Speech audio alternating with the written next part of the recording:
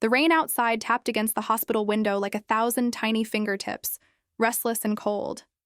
The room smelled sterile, that peculiar blend of bleach and something sharper, something lonely. I stared at the ceiling tiles, counting the seconds between contractions of fear, not pain. My name is Emily Carter, and this is what happened. I should have been happy.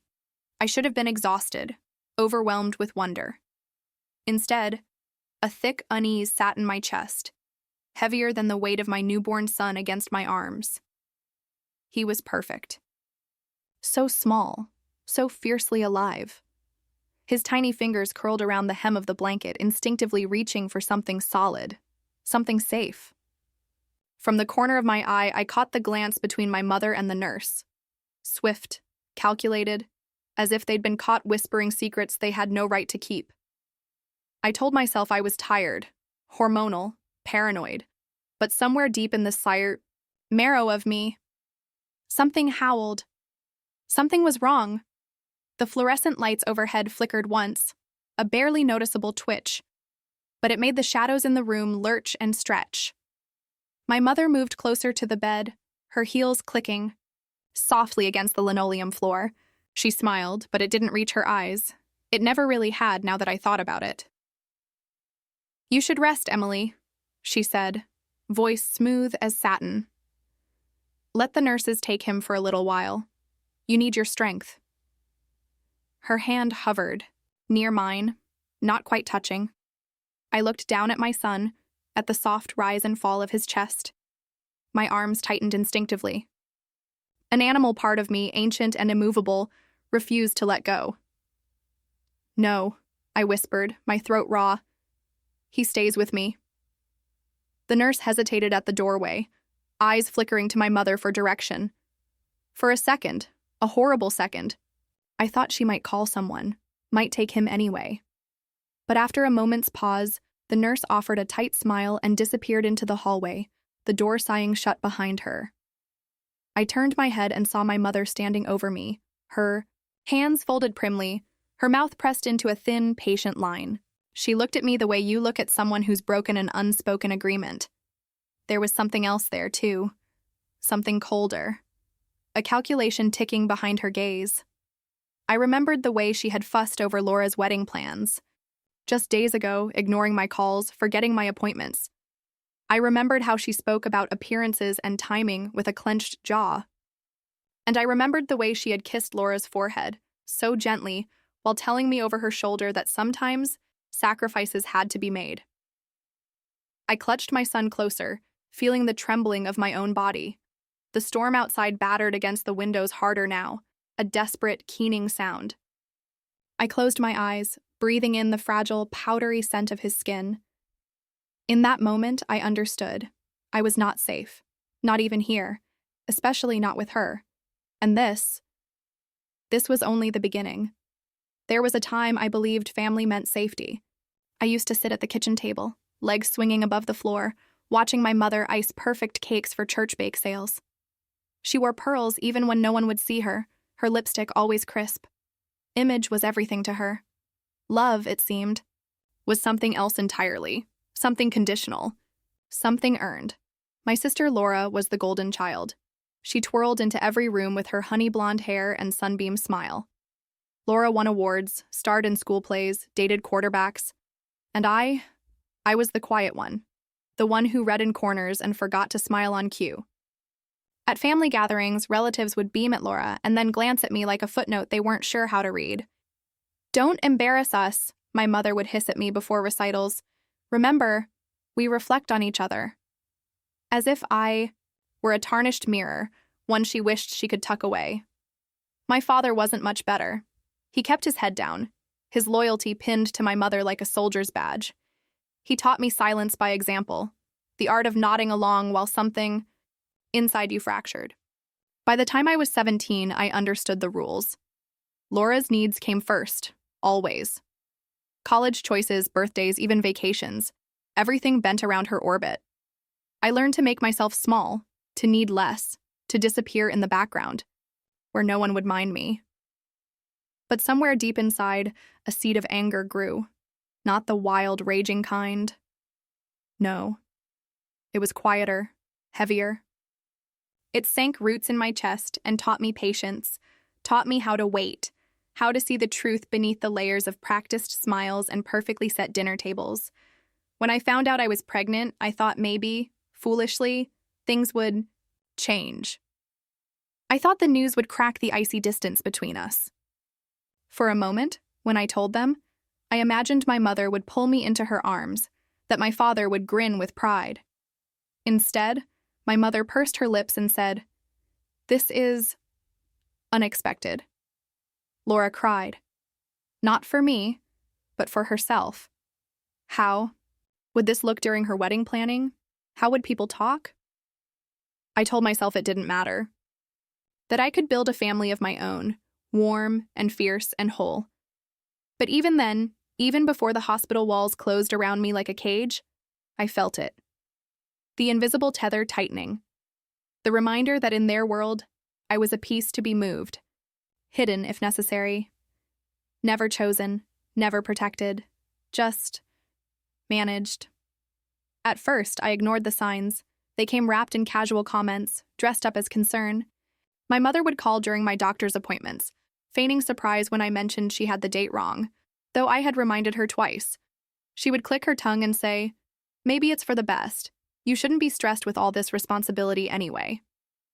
Laura's wedding plans bloomed larger each week, a towering spectacle of lace and glass and imported flowers.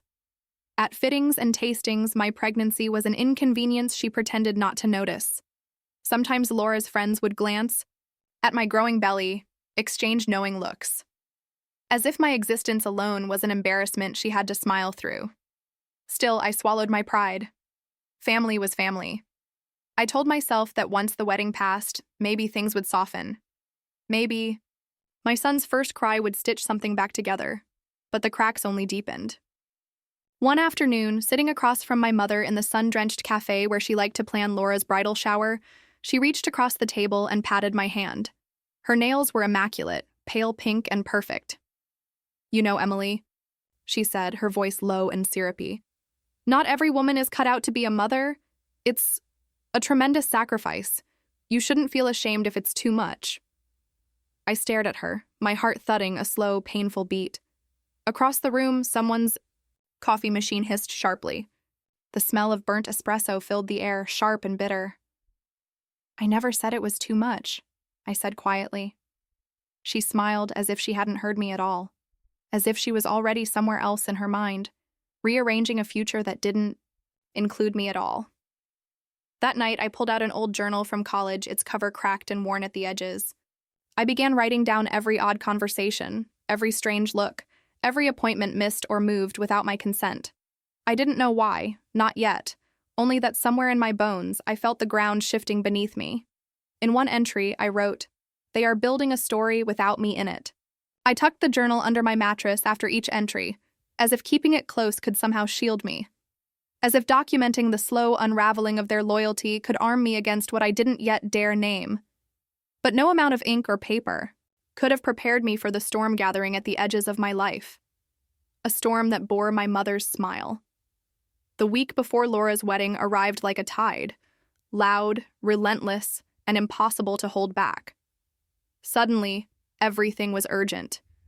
Call after call from my mother, not to ask how I was feeling, but to remind me to stay out of photos, to dress modestly so I wouldn't draw attention. I was 7 months pregnant by then. There was no hiding it. But to her, the problem wasn't my body. It was the symbolism of it. Mess, distraction, unplanned things. One morning, I showed up at my OB appointment to find it had been canceled. No warning. The receptionist glanced at her screen and said, "Someone called and rescheduled it. Your mother, I think." I stood there, stunned, the cold metal of the check-in desk pressing into my palms. "She's not authorized to do that," I whispered. The woman looked at me with a mixture of pity and discomfort. "Would you like to reschedule?" I left without responding. Outside, the sky was a sheet of dull gray, clouds pressed low as if the weight of them mirrored the ache in my chest. I walked home slowly, hand on my belly, trying to ignore the sharp flickers of doubt in my mind.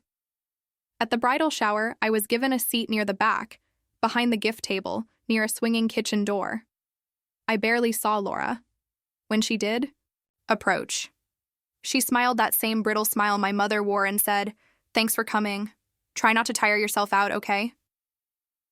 Later that night, my mother called. She sounded cheerful, buoyant even. "I've been thinking, Emily," she began. "Maybe it's time we talked about options." I didn't say anything. I mean, adoption isn't shameful. It's responsible. There are couples out there who can offer your baby stability, structure, things you might not be able to give, especially now, especially with everything else going on. I stared at the wall across my bedroom. It was the same wall that had held my childhood bookshelf. Same room, same chipped baseboard paint, same floorboard that creaked near the closet. But nothing felt familiar. Nothing felt safe. "I'm not giving him away," I said. There was a pause on the other end. Not long. Just enough to register the shift. "Well," she said, tone clipped now, "let's just not be impulsive." It was the moment I realized this wasn't a suggestion. It was a plan. I pressed my hand to my belly, felt the flutter of movement beneath my skin. And I knew. They weren't just undermining me. They were preparing to erase me. To rewrite my story without asking if I wanted a pen. The next day, I changed the locks on my apartment, and I stopped answering her calls. The night before my due date, I couldn't sleep. The apartment was too quiet, the kind of silence that made every small sound feel like a threat. The hum of the refrigerator, the faint creak of the ceiling as the building settled. Even my own breath felt foreign. I had turned off my phone hours earlier. I didn't want more messages about centerpieces or seating charts. But the quiet wasn't peace. It was a warning. I got up and walked into the hallway, unsure why. Some instinct, old, maybe maternal, tugged at me. That's when I heard it. My name, muffled, urgent. I moved closer to the front door. Someone was speaking just outside. Two voices, one sharp, clipped, the other soft but strained. "I don't care how she feels about it. It's already arranged." My mother. "And if she says no?" Laura asked, voice tight. "She won't. She can't. By the time she knows, it'll be done. We'll say it was in the baby's best interest. We'll tell her she was overwhelmed, that she consented and forgot." My heart stopped. My legs wouldn't move. I stood there, barefoot on the cool floor, trying to make sense of the words pouring through the crack of the door like poison. They had a plan. Real. Premeditated. Not just passive-aggressive remarks and subtle sabotage. They meant to take him. I backed away slowly. My breath caught somewhere between my chest and throat. I didn't wait for them to leave. I turned off every light, locked both the front and back doors, and sat in the nursery, lights off, knees to my chest, until the sun began to rise. The curtains glowed with early light, casting soft shapes against the wall. I watched them shift, watched the quiet calm return to the room. But something inside me had changed. It wasn't fear anymore, it was clarity. Labor didn't come gently. It hit like a storm rolling in from the sea, sudden, violent, and impossible to ignore. The pain gripped me in waves, and with each one I clung to the edge of the hospital bed, jaw clenched, eyes shut. There was no one in the room with me but a nurse I didn't know and a clock ticking too loudly on the wall. I had arrived alone, quietly. No calls, no texts. I didn't tell my mother. I didn't tell Laura. I didn't tell anyone who could twist my moment into theirs. The hospital room was bright but cold. The overhead lights buzzed faintly, casting long, pale shadows across the linoleum floor. I focused on my breathing, on the space between contractions, on the steady, fragile heartbeat echoing from the monitor beside me. That sound, soft and fast and steady, was the only anchor I had. Then the door creaked open. My mother stepped in as if she belonged there, as if I'd invited her. She smiled tightly. I came as soon as I heard. I didn't ask how. She knew. I just stared at her. My hands trembled. She moved to the side of the bed, too close. her perfume, jasmine, and cold metal, wrapped around me like a trap. "You need to rest," she said softly, brushing hair from my forehead. Like I was a child again? Let them take the baby for a little while after he's born. It's best if you don't. No. The word came out cracked, but strong enough. My jaw locked. She paused. Her expression didn't shift. "Emily, this is for the best." I didn't look at her again. I gritted through the final hours in silence, curled inward, the pain tearing through me in waves. When it was time, I focused on one thing and one thing only: hearing my son cry. Proof that he was here, that he was mine. And then he was. A single, sharp wail filled the room, and I broke into tears that felt years old. The nurse moved to take him, just for cleaning, she said. But I reached out, voice hoarse and desperate. "No, give him to me." She hesitated, looked at my mother, then slowly placed him on my chest. He was warm and red and real, so painfully real. And in that moment, as his tiny heartbeat pressed against mine, I made a silent promise. They would not take him from me. Not now. Not ever. The first morning home, I locked the door behind me and double-checked every window. The nursery was warm with soft light filtering through the curtains. My son slept, mouth parted, tiny fists curled at his sides like he was already bracing for the world. I sat beside his crib, still in my hospital gown, eyes heavy, body sore, but my mind was sharper than it had ever been. I didn't cry, not from fear, not from joy. The tears had dried up somewhere between the hospital hallway and the sound of my mother's heels vanishing into the distance. What remained was quiet resolve. They had a plan. So now I needed one too. I dug out the journal from under my mattress, the one where I had written it all, the strange conversations, the canceled appointments, the veiled threats. I read through the entries with a new kind of clarity, a thread weaving it all together like a net I had accidentally stitched, one that now could trap them if I chose to use it. I remembered the nurse's hesitation, the way she looked at my mother before handing me my son. That moment hadn't been medical. It had been permission-seeking. So I made a call to the hospital's patient advocacy office. I requested my records. I asked about visitors. I asked about signatures on file, anything that might show someone had tried to interfere with my care. A week later, a thick envelope arrived. Inside were charts, time-stamped logs, and something I didn't expect. A copy of a forged power of attorney form, signed in my name. Shaky, incorrect, but close enough to pass a lazy glance. Filed 2 days before my labor. I stared at the paper for a long time. Then I called a lawyer. Not to sue. Not to escalate in a way that would make me look hysterical. The word they loved to use for women who dared to speak. No. I wanted something quieter, tighter. I wanted to cut the strings. They still thought they held. My lawyer helped me file an emergency custody order, full legal guardianship, sole medical authority, and a no-contact clause until further notice. It was approved within days. I didn't tell anyone. I simply waited. And when the first card arrived in the mail, a pink envelope with Laura's handwriting, cooing over her new nephew and asking when she could visit, I didn't respond.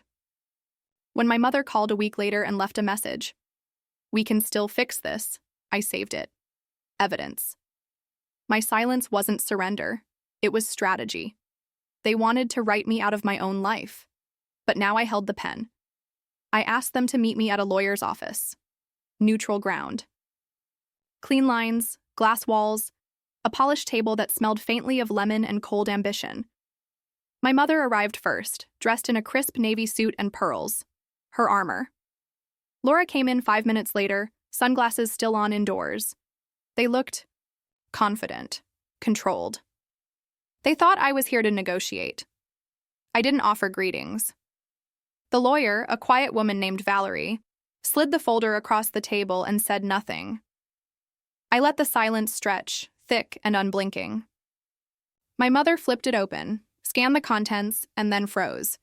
The forged power of attorney sat on top. Beneath it, call logs, medical records, and a notarized statement from the hospital confirming unauthorized attempts to access my chart. She didn't speak. Laura leaned over, confused, still performing for a drama that was already over. "What is this?" she whispered. I looked at them both. Calm, collected. Not because I wasn't shaking inside, but because I'd already lived the worst parts of this. I'd already held my child in my arms knowing they wanted to take him. I had already buried the version of myself that once asked for their love. "You don't speak for me," I said quietly. "You don't act for me. And you sure as hell don't get to decide what kind of mother I'll be." My mother blinked, once, twice. Her mouth opened, but Valerie raised a hand. "She's filed for full custody and legal protection," Valerie said flatly. "You have no standing. Any further attempts to interfere will result in criminal charges." Laura scoffed. "This is insane. We were trying to help." "No," I said, voice low. "You were trying to erase me." My mother's face didn't crumple. It cracked, a fine hairline fracture running through the polished exterior. But still, she said nothing. That silence was her only confession. "I don't need anything from you," I added. "Not money, not forgiveness, and not your version of what's best." I stood, collected my folder, and left them sitting in their curated silence. Outside, the sun was bright against the pavement. Blinding, almost. I put on my sunglasses, adjusted the strap of the baby carrier on my shoulder, and walked to the car without looking back. Justice didn't come with applause. It came with peace. The wedding didn't unravel in a single dramatic moment. It came apart slowly, like lace snagging on a hidden nail, thread by thread, unnoticed until it was too late. I didn't go. No dramatic protest, no last-minute scene. Just absence. A silence that unsettled them more than any confrontation ever could. But silence, when it grows, has a way of echoing. Rumors began to spread. Whispers that something had happened. That I'd gone off the rails, according to Laura's best friend. But even her voice trembled when she said it. Someone had seen my mother leaving the hospital in tears. Someone else overheard her on the phone, arguing in the church parking lot, pacing in heels across gravel. And someone, somewhere, talked. Maybe it was the nurse. Maybe a cousin who connected the dots. Maybe it didn't matter, because soon the smiles cracked. Vendors backed out last minute.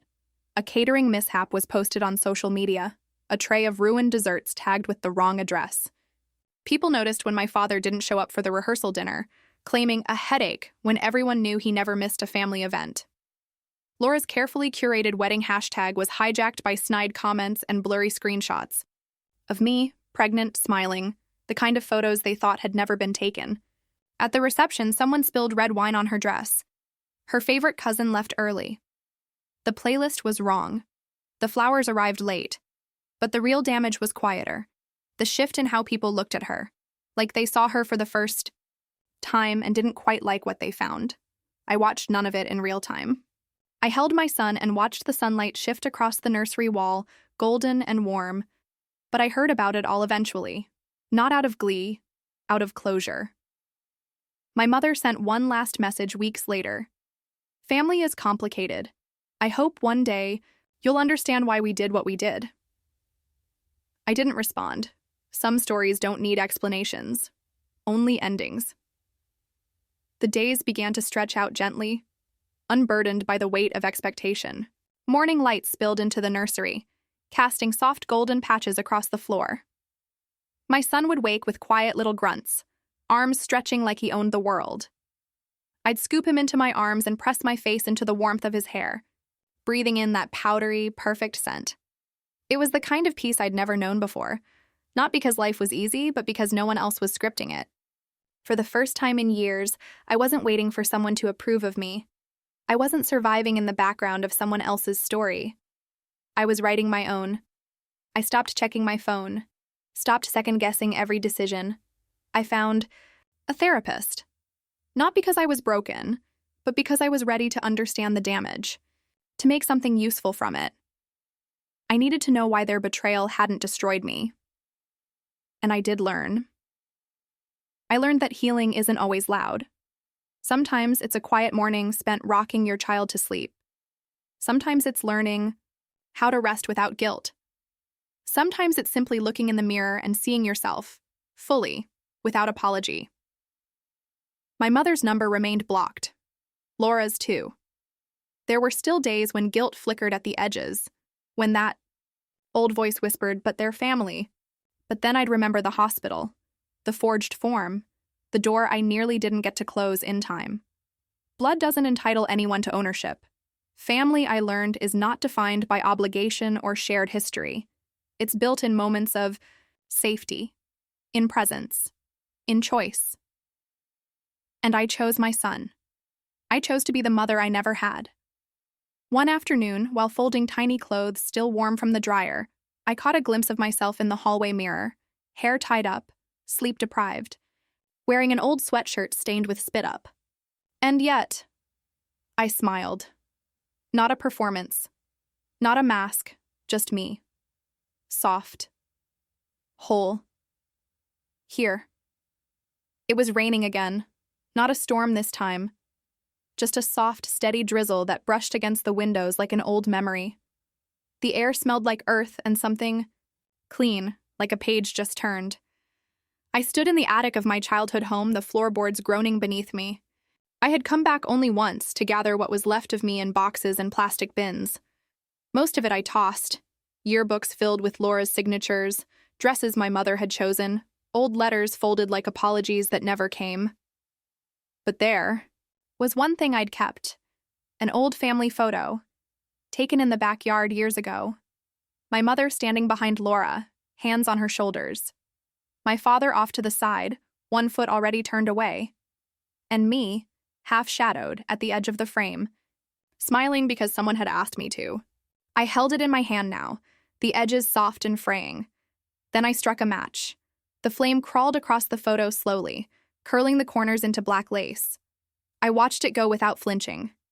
The faces disappeared first, the frame last. Smoke. Twisted upward, pale and fragrant with ash.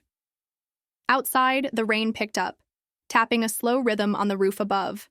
Cleansing, not cruel. I opened the attic window and let the last embers scatter into the gray sky. Then I turned and walked downstairs. My son was napping on the couch, his chest rising and falling beneath a soft blue blanket. I sat beside him, curled my legs under me, and watched the rain with him in silence. Some stories don't end with revenge, they end with release. And the quiet, certain knowledge that I will never be invisible again.